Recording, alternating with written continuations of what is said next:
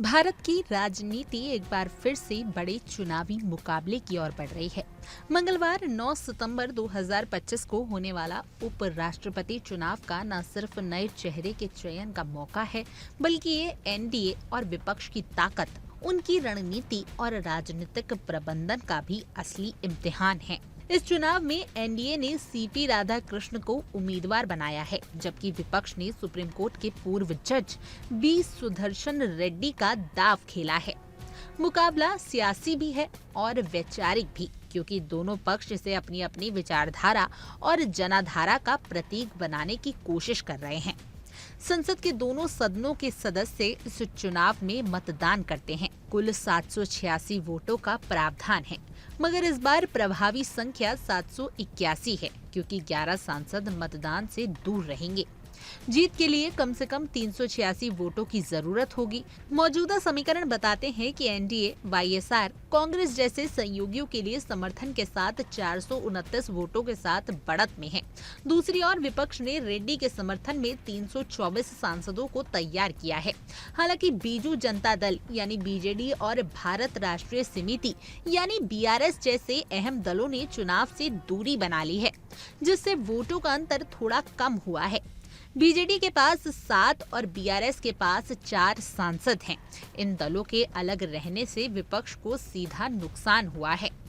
मतदान का कार्यक्रम भी खास है। राज्यसभा सचिवालय ने स्पष्ट किया है कि वोटिंग मंगलवार को सुबह 10 बजे से शुरू होकर शाम 5 बजे तक चलेगी और परिणाम उसी दिन घोषित कर दिए जाएंगे। ये भी पहली बार है जब उपराष्ट्रपति का चुनाव नए संसद भवन में हो रहा है। वसुधा हॉल इस ऐतिहासिक प्रक्रिया का गवाह बनेगा।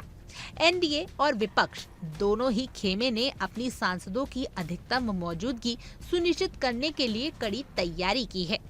तृणमूल कांग्रेस यानी टीएमसी के 2 सांसद जो स्वास्थ्य कारणों से लंबे समय से अनुपस्थित थे, उन्हें विशेष व्यवस्था के तहत कोलकाता से दिल्ली लाया गया है, ताकि विपक्ष का एक भी वोट जाया ना हो। दोनों पक्षों ने सोमवार को मॉक पोलिंग भी कराई, ताकि सांसदों को वोटिंग की प्रक्रिया समझाई जा सके और कोई भी तकनीकी गलती ना हो।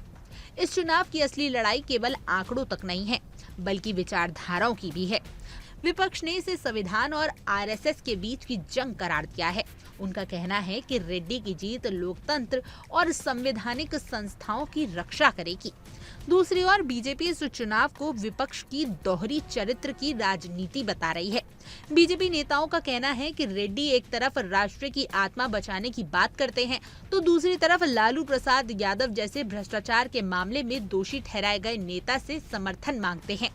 पूर्व केंद्रीय मंत्री रविशंकर प्रसाद ने विपक्ष पर हमला बोलते हुए कहा कि लोकतंत्र की दुहाई देने वाले नेताओं का भ्रष्टाचारियों से मिलना पाखंड के अलावा कुछ नहीं है।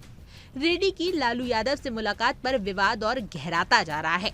8 पूर्व जजों और वकीलों के एक समूह ने भी इस मुलाकात अनुचित ठहराया है। उनका कहना है कि लालू ना तो सांसद हैं और ना ही इस चुनावी प्रक्रिया का हिस्सा। ऐसे में उनके समर्थन मांगना किसी वैध राजनीतिक उद्देश्य को पूरा नहीं करता।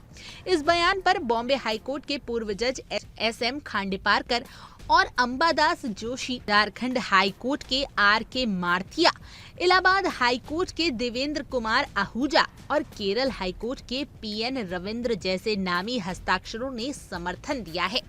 चुनाव के बीच पुराने मुद्दे भी फिर से गर्मा गए हैं। केंद्रीय मंत्री अमित शाह ने रेड्डी के 2011 के सलवा जुदूम फैसले पर निशाना साधा।